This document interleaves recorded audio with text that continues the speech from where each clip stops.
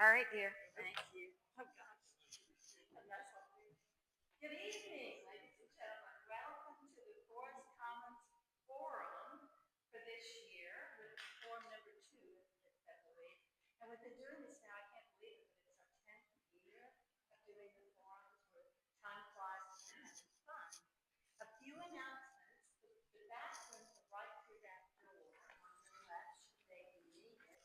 And I wanted to call your attention to your feedback forms that are on your chairs. Please do complete them. We have extra pens or pencils if you need that information. Everybody's self-sufficient tonight. That's a good thing. We do want to get that so we can take it into consideration for future forums, for future things that we need for. And then I want to tell you about, we have such a student in Savannah who could not be here tonight, but she's offering technical assistance with your electronic devices in your home, and she's now in 7 households. She'd love to make it 8. We lose her in April, so April is a magical month. We have her with us on Wednesdays, Thursdays, and Fridays. So there's a place you can sign up for her to contact you if you'd be interested in having that service. Or if you look on your flyer or in the corner, there's a phone number and an email address for Forest Commons, so you can contact us later. So much for the announcements. Now I'm going to get to the introduction of this. Our speaker tonight is from AARP, and her name is Jeanne Van Divender, Ph.D. She is here, and it's very nice to put a face on AARP, don't you think? So she will be talking with us ways that we can modify our homes to reduce the risk of accidents, make it easier to do the things we do at home, and make it a comfortable place for all ages and abilities. A bit of history. On April 7th, 2016, we had Scott Waterhouse from Resources for Seniors speak at our forum. And in preparing for his speech on Home Sweet Home, how long can I stay? He took a drive around the neighborhood, and he couldn't help noticing there are a number of stair steps that didn't have banisters. And he imagined that given when some of those houses were built, that they had their laundry rooms in the basement. Neither of those would be particularly helpful in trying to age in place. So tonight we're kind of taking up where he left off, and maybe you'll be able to go home with a more critical eye about things you might need to do around your home. So now, without further ado, I will introduce Jeanne Van Divender for our speaker tonight. Thank you. Thank you. Thank you for that. I do want to also just highlight that I am a volunteer with AARP. I am not actually a staff person. And even though I have been trained on this, I am certainly not an expert on this. And so tonight's topic is going to be HomeFit. And so when you think of home, what comes to your mind? Jump in. Sanctuary. Yeah. Well, I think for me, a home is those memories, those things that make a house a home. And we all want to live in a lovely or happy home. So tonight's workshop or just a presentation is going to highlight a couple things. Is the one thing is it's going to help you recognize what modifications you can make in your own home, whether they be minor or what we refer to as easy, or something even more. And number 3, something is that echo I'm hearing? I'll try not to talk so loudly. So other things that would be things that require a professional or would be costing a lot more money. So just for that background. So what I want you to do as we go along in the talk today, thank you, is think about if something resonates with you that maybe is an easy fix that you maybe could tackle in your own home. within the next couple months. So the agenda today is simply just going to go over the perks of fixing up your own home, right? You know, who doesn't want to age in place in their own home? So these will be things that you'll be able, hopefully, I will not be able to highlight every aspect of your home, but maybe it'll be a couple components in your home that you can maybe think about. What are you doing well? What could you make a minor adjustment to? All right, so there actually are a couple really simple, easy, quick fixes that you can do right off the bat to make your home safe, right? This picture here is demonstrated to you simple things that you can put night lights, you know, and I actually have in my own home some of these what is the phrase where they, you know, they're light sensitive, right? So they're not on when there's light in that hallway, but when there is no light in that hallway, then the night light comes on so that you never have to walk in a dark hallway. The other feature here is, you know, is timers to put your lights on timers. These are absolutely cheap and simple fixes that you can do right off the bat. This slide, next slide, is just to really talk in terms of, and I'm not going to go into any detail on this, is that some of these fixes maybe will be a little bit laborious. Some fixes might be kind of expensive, but when you consider the cost of actually having to move out of your own home or hire a private duty nurse to come into your own home. And I got to tell you, you know, I've been like looking myself, maybe moving into a CCRC sometime in the near future. You're talking, you know, anywhere from $5,000 to $7,000 to $10,000 a month just for that privilege. So if you can stay in your own home longer, think of all the savings that you would have. All right. This slide here is just to show you is everything I'm going to talk about is in this book, and you all, each household is going to get a copy of this book. And I will tell you that there is more in this HomeFit Guide book than I'm going to spend any time on tonight. So you will get more information when you get this book. Pay note in the back of the book is this URL, and go to that website on AARP. That is their HomeFit page. And there will be even more information on that page. And that, by the way, you don't have to write it down because it is in the back of the book that you'll be getting. Oops, went the wrong way. All right, so as I go through these slides, you will see price tags on a couple of the slides, 1 and 2, right? So quick guess here, right? One price tag icon means that the fix could be probably simple and very, very cheap. When it gets up to the 2, that's going to be a harder fix, right? That's going to probably be one that's going to cost you a lot of money. You're going to have to hire a professional and could be pretty laborious.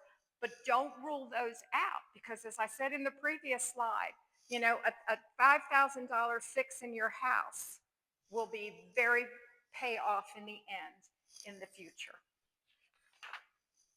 All right, so just moving on to a couple quick fixes now is, all right, whoops, I'm sorry. Who hasn't heard their smoke detector chirp, right? We all hear that all the time. But you know, smoke detectors are a wonderful, cheap, and simple safety measure that everybody should have in their own home. In addition to a smoke detector, which is the one here on the left, if you have any fuel supplied appliance in your home, you need a carbon monoxide detector. So examples of those would be if you have a gas stove.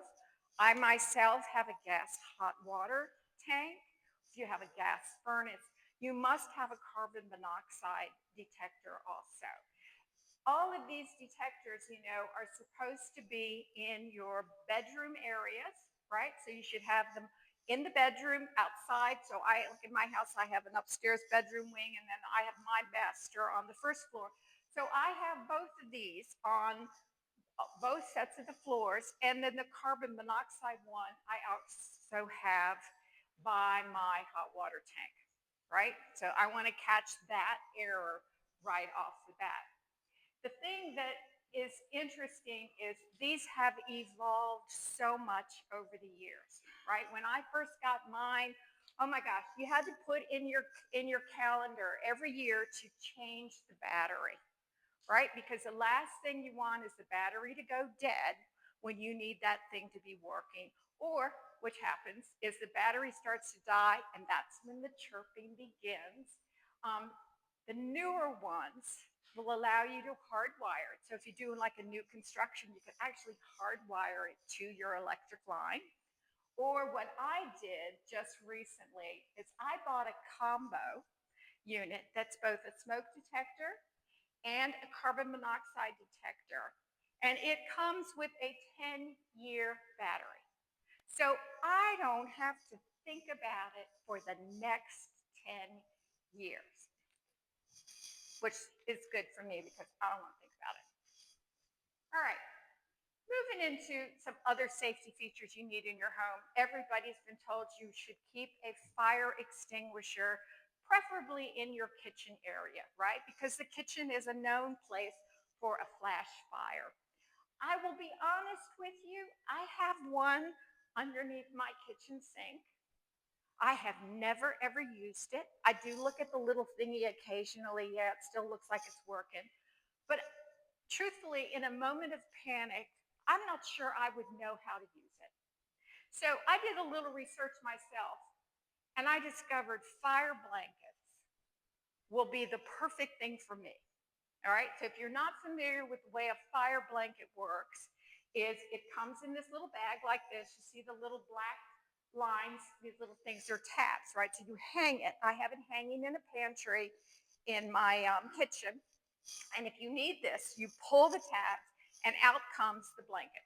The blanket is not a huge blanket. It's probably 4x4, maybe 3x3.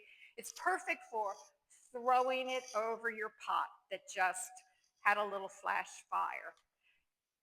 I think I can handle that one, right? So, and the beauty is they're reusable, right? So if you use it, if you need to use it, you just fold it back up, you put it back in the pouch, and you're good to go. I gotta tell you, I think I paid less than $10 for that. And I loved it so much, I bought one for all my kids, and they thought I was this crazy lady. All right, but oh, I bought it on Amazon. Everything is butchers. You can get everything on Amazon. And then this one here, this is pointing out, and I got to tell you, to me, this one's controversial. This is in reference to what temperature is your hot water. So the recommendations are not to scald yourself or a loved one in your home. They're saying 120 degrees. I don't know about you, but 120 degrees is not hot water. And anything less than 140 degrees is now fodder for bacterial growth. So truthfully, I have mine set at 140, but what I did instead is I bought pressure regulated valves for my shower, right? We've all seen that movie where the person's standing in the shower and the person flushes the toilet, right? And then they're screaming because now all the cold water's gone. But if you get a pressure valve shower head, it's going to regulate it, and you're never going to have that, whether they do it from the toilet or they do it from the sink. And don't hesitate to ask a question if I go too fast. All right. Throw rugs. This is a huge, huge slip hazard. We all have throw rugs, right? And we're not telling you at AARP to throw away every rug. But what we're recommending is that you put down a slip-resistant rug, right? So one that has a rubberized backing on the bottom, or if you have, like I do in my home, I have a very, very long hallway, and I have a rug there. I do have a slip-resistant pad underneath it, but when you're running down that hallway, that rug is going to move. So I went and got double-sided tape, and I just taped the rug to the floor. And the beauty is that the tape will come off with just some mild goof off, which is what I use a lot. The other thing is to make sure, you put it in your kitchens too, right? Because well, this is showing you obviously a kitchen, but there are certain advantages there too. All right, this one here is talking about step stools. The last thing you want to do when you got to reach that item really up high is go stand on a chair. So we all get out our step stool. This one is very, very dangerous because it's so light and so flimsy, and that when you stand on it, it could easily slip away underneath you. So AARP has certainly recommended that you get one that has, little like rubberized grips on the bottom so it's not going to slide, and then has a handle so that as you're stepping up on your step stool, you're not going to fall. All right, now we're going to move to the exterior of the home. All right, so the first thing that you need to think about for your outside is you need to have prominent reflective numbers on your house. This is an example where the numbers are on the house. I will tell you my numbers are not on my house, they're on my mailbox, but they are reflective, and it's important that they must be visible because if you need a first responder at your home, they want to be able to find your home. So you have to do that. All right. Also, you need to consider that you have a good sturdy mat, right? You don't want to be stepping on that either coming in the house or going out of the house and having that mat run out from underneath you. It is also preferable if you can have some kind of overhang. If you don't already have one, they highly recommend you consider getting some option that you can have an overhang to get in your house. This is a benefit to you as well as people coming to visit you. Another thing that I've done in my house, so they talk here about the lighting, right, is I actually have installed two different kinds of lights over mine, where one is the light sensitive one, right? So you hit the switch, but the light doesn't come on until it's dusk. So I turned it on when I left the house. I can assure you it wasn't on when I left the house, but when I come home, it'll be nice to know that that light will be lit for me and I can see my house. The other thing that I've done in my house is I've installed solar lights along the walkway. They're not a really bright thing, but they're wonderful to help someone coming or going at night to see the sidewalk.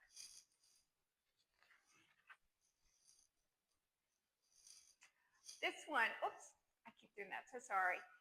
This is just another picture of that same stuff that I've been talking about, but the one thing that this one is highlighting here is a zero threshold entrance. So as you might have someone coming to visit you who is struggling to make those multiple stairs, if you could accommodate them, that's a great feature. I will say it doesn't have to be the main door, right? I will just tell you, my next door neighbor, she needed a ramp in her house, right? So she installed the ramp in her garage. She sacrificed nothing. It was just normally a free-flowing space beside the car. It worked out great for her there. All right, make sure I'm not doing anything. They also tell you that the front door or any door that persons need to go in needs to be at least 32 to 36 inches wide. I suspect we all have that, but the reason that you need that is you need to be able to get a wheelchair through it. So they have a solution that if you don't have a door width that's wide enough, you could consider replacing your hinges with these, they're referring to here as swing clear, I call them offset hinges. And you'll see in this little picture, the way that they work is then the door, when it swings in, actually swings away from the hinge. And so you have the full opening of the door. And it is amazing that is just, you really lose about 2 inches when you swing a normal door. And when my husband and I were moving some things around in our house, we actually had to take the door off the hinge, because I needed those 2 inches that the door didn't provide me. So this is a fix for a permanent fix, is to install one of those. All right, talking about the door, right, is that you want to protect yourself at all times. And so here they're showing you a peephole. And the other option is in my home, I don't have a peephole because I have 2 glass side lights. So I can easily see a person outside my house. I don't know about you guys, but another great feature instead of that is we're all into electronics now, right? So I have a camera doorbell. It is just absolutely wonderful because if the doorbell rings, I can just pull up the app on my phone and I can look and I can talk to the person. I got to tell you, it was really cool once. I wasn't even home and I was having a delivery, and I'm able to talk to the guy, tell him where to leave it. That was really cool.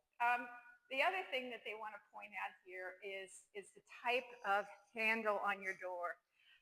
As we get older, it gets harder to handle the knobs or the thumb type releases. So it has been determined that it is much more comfortable for us and ergonomically preferable if we switch over to these lever type doorknobs. I have been slowly trying to progress all the ones in my house to those, and they're wonderful because you can get them open with just an elbow at times, and that's important to me. Um, Here they're also talking about the hinges, but like I said, if you get the doorbell camera, you really don't need these latches here. I'm okay. I'm okay. All right. So this is kind of going into some fixes that you might have to make for either temporary or permanent things, right? So this one is referring to types of ramps that you can put into your home, right? They can be permanent, they can be temporary. I think this one's really kind of interesting, this threshold ramp. So that's obviously if your threshold isn't that huge and it's just this pad to give you that little gradual thing. In most cases, because you'll see this one's got $2 signs, this is going to cost you bucks, right? Whether you make it permanent or you make it temporary. But the key thing that you're always going to have to remember is you do need to make sure you always incorporate railings. That is an absolute must. And like I said, the ramp doesn't have to be in your front door. It doesn't have to be in your side door. Like I said, my neighbor put one in her garage. No one ever sees it if the garage door is down, but it makes it great for her. All right, moving inside the house. All right, let's first talk about the kitchen. It doesn't matter how big your house is, how many rooms you have. When you invite somebody over to your house, where does everybody go? They go to the kitchen, right? The kitchen is the congregating spot. But you know what? The kitchen is also a really potentially dangerous spot, right? Because you have a potential fire, you have spills, you have potential clutter, you're banging into things. So let's just talk about some simple things that you can do to make your kitchen safe, right? So things in terms of mobility. The recommendation here is put the things that you use most in the easiest spot for you to get, right? So if you use your pots and pans every day, consider putting them in the lower cabinet and put them in a drawer, right? So what I have in my kitchen is it's actually a cabinet, but it has a pull-out drawer. So it looks like a cabinet from the outside, but it behaves exactly like a drawer so that I don't have to get down on my knees and go search for that pot that I want in the back. Because the whole drawer comes out. Talked in terms of putting in a lazy Susan in some of those hard to reach places. That makes it more accessible for you also. The one conversion that I made when I redid my bathroom is I did not use knobs anymore. My original bathroom has knobs, and I went with the D-shaped handles. Love it. Love them, love them, love them. They are wonderful because you can get your hand easily in there and grab it rather than try to grab that little itty bitty knob with a couple fingers. Okay, stressing again the importance of putting down non-slip mats in your kitchen.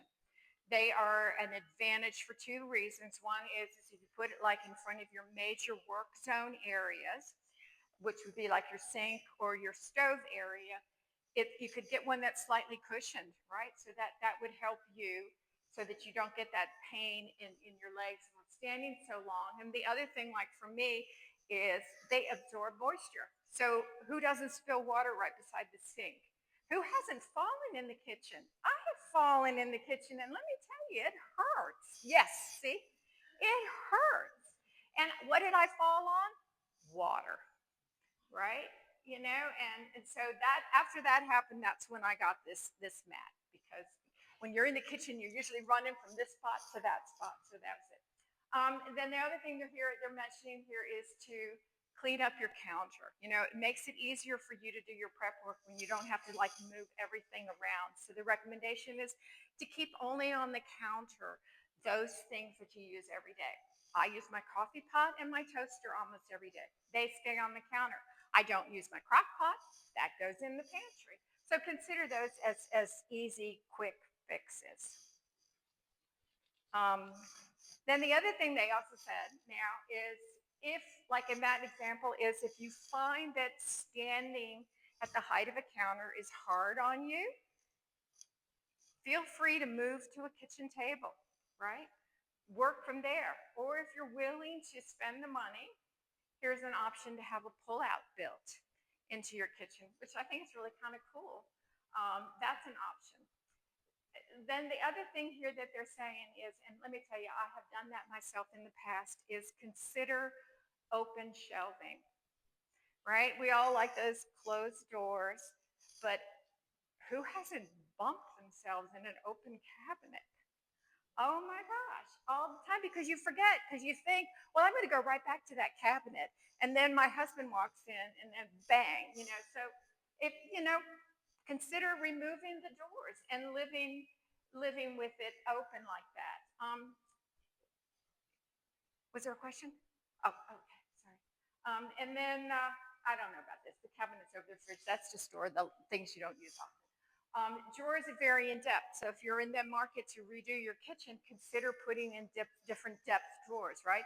Silverware doesn't need a very thick drawer, but a pot does need a thicker drawer. So you could maybe think about working that out in your redesign. I don't know about you, but I have converted all of my faucets to the single lever faucet, right? I didn't like to play with getting that water temperature just right. I don't always have two free hands because I'm invariably trying to do too much at once. So I've switched over to the single lever, which for me is ideal because it lives at the temperature I want all the time. I just have to turn it on. But some of these newer faucets, and they're not cheap, but they sound really cool, are either just the light touch or the no touch, right? So you just kind of like, you don't even have to touch it. In that germ world 4 years ago, that would have been really, really good. All right. This is just a real quick mock-up, and mind you, this is in the book, so I'm not going to go into a whole lot of detail here, except to say that if you're in the market for a new refrigerator, they recommend you go with a French door. The advantage of a French door is obviously the main things you use in all the time are right there in your face. If you get one with the middle drawer here, that's when you put the things that you use all the time, and then you're not opening the whole refrigerator to access that one item. You'll see here's the mat. They put a mat there. Here's another option is to put your trash can in a pull-out cabinet. I've done that.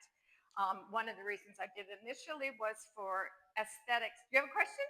Oh, he's just stretching. Oh, okay. Is first I did it because I didn't want to look at a trash can, but the other advantage is that I've been in houses when trash cans have been out and people trip over the trash can. That's clutter in the kitchen. So consider if that's an option for you. All right, here, over the stove. Builders love, love, love to put the microwave over the stove.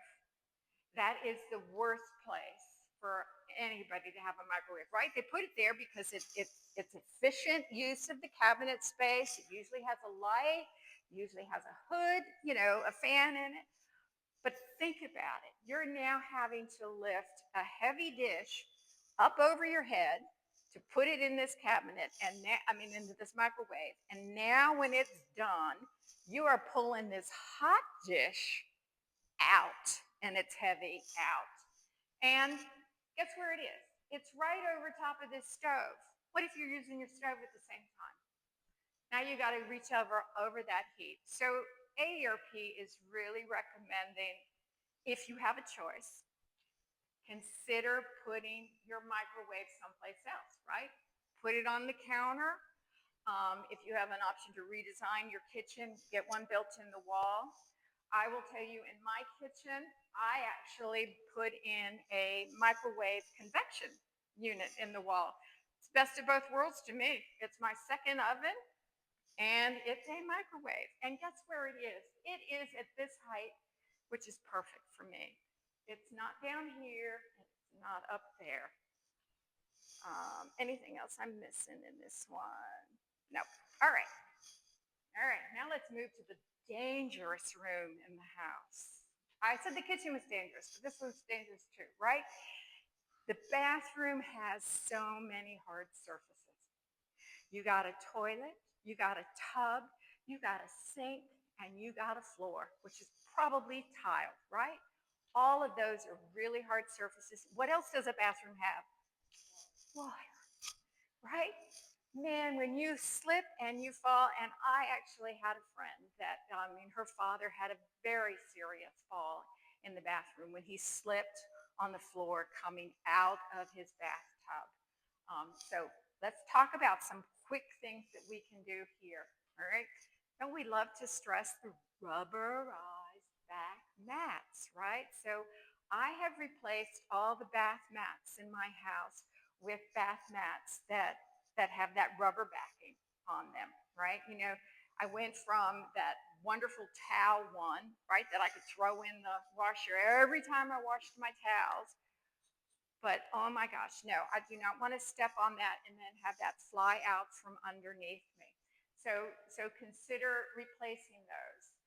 The other thing that I did in the shower, because I redid my shower, is I made sure that the floor in the shower was specifically designed for a wet surface, and it's not a rough surface, but it's not a slick surface. So when you stand on it, you don't feel that slide that you do in others. I did actually in the bathtub upstairs, I attached the adhesive strips of permanent nonstick surface in that thing. I went for a while with that rubberized mat that people would put in, I put them in, but I had to wash it all the time because it was always getting moldy, and then I decided I'm just going to go the permanent route and not deal with that. All right, as we get older or you have somebody visit you, it's dark, you might have to get up in the middle of the night. If somebody's visiting you and they're not familiar with your location, consider make sure you have a nightlight in the bathroom. Other options in that you can actually upgrade them is that they could be motion sensitive ones, right? I actually saw one, I stayed in a hotel that had a motion sensitive one, which was really nice because you're like, where's the light switch? And that's when I was doing this, it turns on. And so then of course when you're gone, it'll turn off again. All right. The other challenge is that invariably sometimes we might need to have an elevated toilet seat, right? So I'll just give you my example. I broke my ankles a couple years ago, lived in a wheelchair. I had a hard time getting on and off that. So what do? You get one of these temporary commode chairs.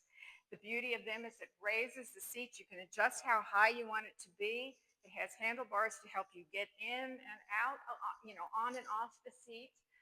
And I gotta tell you, they are amazingly cheap because you can find a half a dozen in any thrift store, because everybody gets one at one point or another. And like in my case, insurance paid for it. You don't need it ever again. So you could pick up one very simple. Here's another example of another thing is the transfer bench, which is really cool if you need to slide in and out of a bathtub.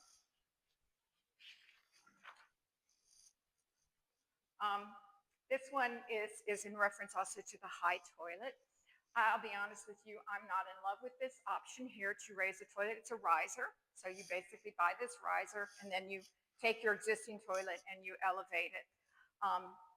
For the amount of money that riser costs, because you're going to have to hire a plumber anyway, so let's forget the plumber costs because that's going to be the same. Go buy a new toilet. The new toilets are so efficient now, and they work like a charm. That would be my recommendation over that one.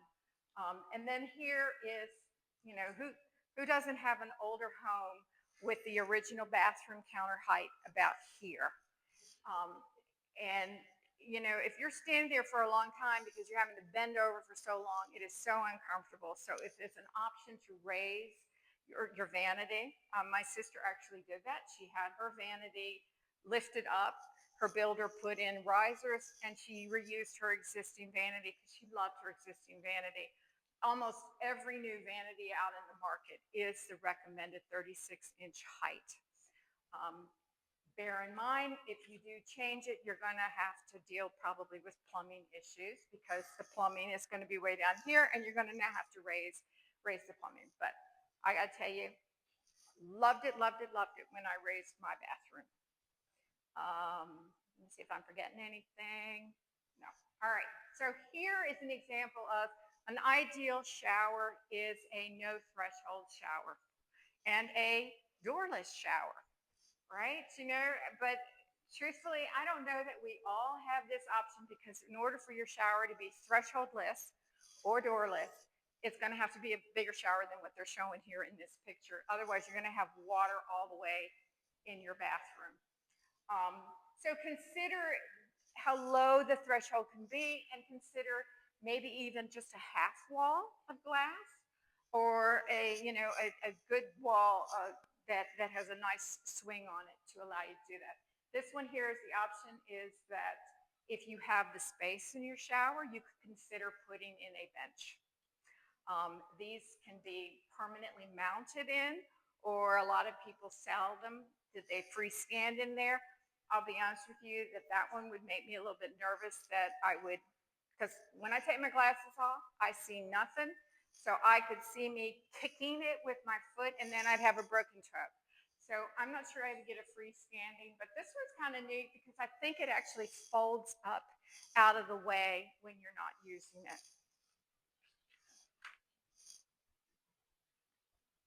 All right, another thing that is a simple, cheap thing to do is to put grab bars in.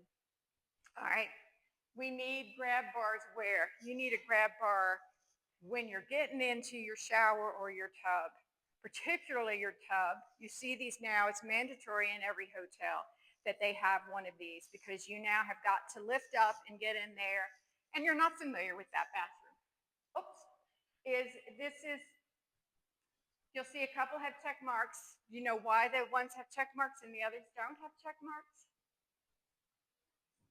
Well, I'll tell you. They are bolted, and not only are they bolted to the wall, they are bolted to a support wall, right? So it has to be attached to the stuff because the last thing you want, if you have to use that grab bar because you feel like you're falling, I can assure you this one here, which is a suction cup, will come off the wall. And you've been reliant on that, and you're going to now fall, and it's going to be really bad. So don't do either one of those. I have never seen this one. This is kind of interesting. That's the toilet paper one, and that I never thought about that. I don't know where. I guess you get them at Lowe's, but that's kind of cute. All right. All right, now we're going to move in very quickly to a couple other places in the home. First is going to be in terms of lighting. We need to be able to see. So obviously your first choice is in the daytime. The recommendations, keep your windows open, your blinds open, and let natural light do its thing. But in those other dark areas, consider putting in motion lights or night lights. I will say that I have a very dark stairwell, which I think I sort of mentioned. I have a dark stairwell going up to the second floor. So I actually have one of these night lights in there that, you know, when the stairwell's getting light in the daytime, the night light's not on. But at night, when it's not getting any light, then at least if I know somebody's visiting and needs to go up that stair, there's a little bit of light to direct them before they find the switch to turn the light on. Like I said, the motion sensor. The other thing, in which maybe you've all done this, but I've been slowly moving all of my lights over to this, is I have bought smart light bulbs and smart light plugs. And if you're not familiar with those, is that they function with an app on your phone. So I've plugged my lights in, and now I can either monitor them through my cell phone. I also have a Google Home hub. I'm sure it works with Alexa, and it's wonderful because I can walk in, and before I walk into my dark family room, I say, "Hey Google, turn on the light." And you do have to name them. So I will tell you, my children, my husband and I were science majors. So my lights are the solar system. I just have to remember, is that Pluto? Well, Pluto doesn't count anymore, but is that Pluto or Saturn? And it's really nice because I don't have to go hunt for the switch. I can just speak to it. The other thing is that because they're smart, I don't have to buy any more of those timers and plug my lights in these timers. I just pull up the app and I say, here's my schedule of when I want my lights to come on if I'm not going to be there. And it's really nice too, because if I'm not home and I know I'm coming home and I don't want to come home to a dark house and walk into it, I can pull up the app in my car and I can say, turn the light on so that when I walk in the door, the light will be on. That was my best feature that I did. If you stick with the traditional, remember that you have to have switches at both ends of a hallway and at the top and the bottom of the stairwell. The recommendation is to move to these new rocker ones instead of the flip one because they're easier for your hand. You know, if you have arthritis and you can't do that finger, supposedly it's a lot easier. They also have the feature to put in a dimmer switch on it. So I actually did that in my hallway because I don't always want the most intense light when I have people over in the hallway. So I flip it down on the dimmer. All right. All right. This is really quick here. This is talking now in terms of stairwells and hallways. All right. You need at least 33 to 36 inches of clearance in a hallway and in your stairwell. But what do we invariably do is we typically clutter our hallway and our stairwell. So they want you to consider that as a very unsafe thing to do. So be conscious of it being clutter-free. If you have the option of putting in a little console table near the stairwell, that might be a good grab spot. You know, don't put something, which I used to do when my kids were little, is put everything on the stairs. You know, you going upstairs, I'm just gonna put it there, and then when you go up, take it. Do you think they ever took it? No, no. And then I'd be running up the stairs and I'd be tripping over it. Now, you know, I was younger. Tripping wasn't as scary as it is now. So this is a tote bag. I think there's some value in that. When I had, like I said, when I broke my ankles and I progressed out of the wheelchair and moved to a walker, what did I hang on my walker but a tote bag, right? Because I didn't have free hand. That's certainly a possibility. But, in terms of this keeping it clear, this applies to everything, right? You want your living room zones to be clear when somebody comes and visits you. You don't want them to have to, like, which I had to do tonight, very, very carefully make sure I don't trip over that cord, right? And don't do that. So consider when you look at your home, look at how people are going to look at your home when they step in there, right? I mean, they're obviously going to be blown away with your beautiful decor, but you also want them to feel safe when they step in your home. This one here is pointing out the fact that carpetless stairs are typically very slippery, and they recommend you carpet your stairs. Carpet's not as pretty as as the hardwood. I will tell you, this isn't terribly pretty either, but they recommend putting in some kind of tread on there. I've seen people where they put in beautiful runners on their stairs, which, you still get to see the beautiful hardwood because it's on the other side of the runner, but the runner, because it's carpeted, isn't as slippery. All right. So at the beginning of the talk, I asked you all to keep in your mind some one or two quick fixes that you might be able to do within the next couple months. Did any of this resonate with you that you'd say, okay, I think this is what I think I'd like to try? Lighting, more lighting. I've noticed my wife now is turning on the lights in our guest room. We have a vertical house, and our stairs are not illuminated, so other lights are coming on to be able to see. So we've got to do that.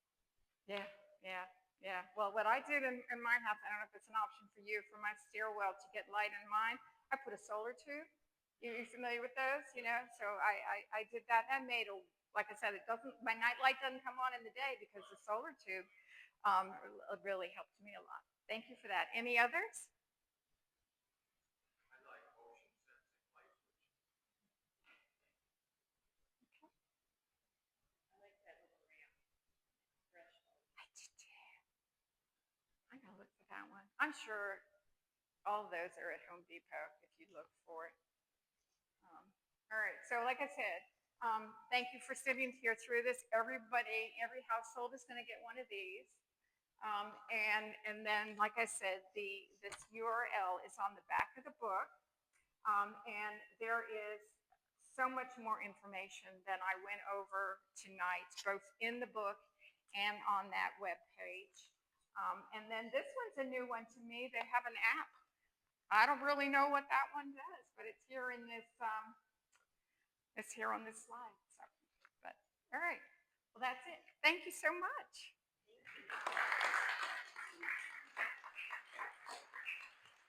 Q&A, questions and answers.